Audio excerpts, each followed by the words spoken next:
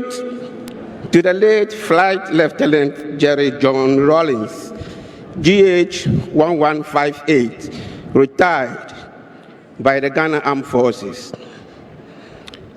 The great Nelson Mandela said, and I quote, "When a man has done what he considers to be his duty to his people and country, he can rest in peace."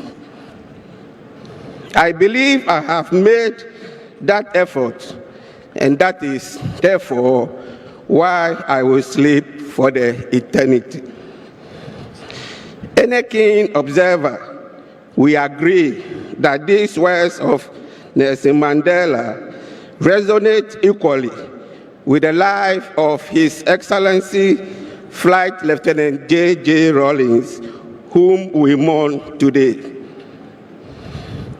The late Flight Lieutenant Cdre John Rawlings was commissioned into the Air Branch of the Ghana Air Force as a pilot officer on 25th January 1969, on completion of his basic military training at the Ghana Military Academy. Flight Lieutenant Cdre John Rawlings' passion for flying was very evident even as a very young officer, and the route to that realization was challenging.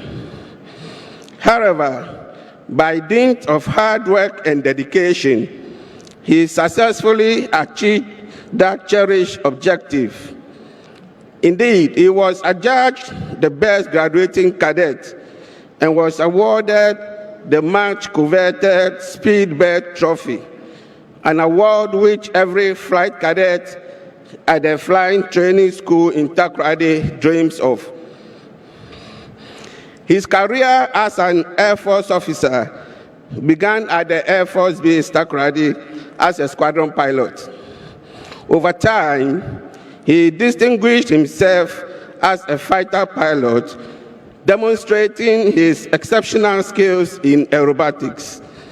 In addition to flying duties, he was also the base adjutant. From June to December 1970, Flight Lieutenant Cdre John Rawlings was posted to the Communications Squadron of the Air Force Base Accra as a squadron pilot. Subsequently, he was reposted to the No. 1 Squadron of the Air Force Base Takoradi from December 1970 to January 1971. His passion for precision and adherence to flying procedures, coupled with his dexterity at flying, earned him an appointment with the renowned No. 4 Squadron from 1971 to June 1979. He simply loved his job as a pilot. His situational awareness and rare skills with cockpit management and the art of flying were exceptional. He was also known for his love for other machines, especially motorbikes. Whilst in active service, he accepted extra-regimental assignments willingly and always executed them to the required standards. He was very firm, fair, and straightforward on his principles, especially when it came to dealing with his subordinates. He exhibited good leadership qualities at the flight lines and at social gatherings. The late former president had an affable personality, and his social etiquettes were that of an officer and a gentleman. In addition, he was an ardent sportsman, and he particularly loved horse riding and boxing. He served on the Inter-Service Boxing Organizing Committee on a number of occasions, and as the officer in charge of the Ghana Armed Forces boxing team, led it to win several laurels, both at home and abroad. His involvement in the political history of Ghana is now legendary and hardly needs any repetition. He had a deep sense of patriotism and nationalism and was very considerate of others, no matter their status in society. His daunting spirit was unbreakable and could never be affected by any challenging task. He will be remembered as the longest-serving head of state of Ghana and the architect of the Fourth Republic, which has been the most enduring. Most of the current serving personnel of the Ghana Armed Forces never met Flight Lieutenant Jerry John Rawlings whilst he was in active service. They only know him from open sources as a revolutionary and a Democrat who has left an indelible mark on the Ghana Armed Forces and the nation.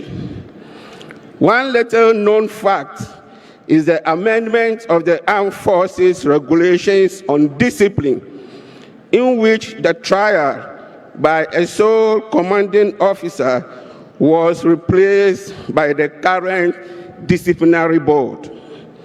This was implemented by the late president and was informed by his empathy towards his subordinates and his sense of fairness.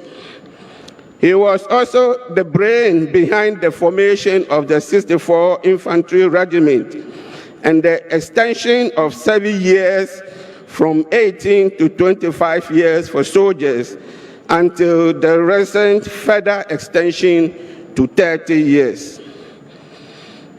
He was once both the Chief of the Defense Staff and the Commander-in-Chief of the Ghana Armed Forces, and was honorably released from the service on 14 September 1992.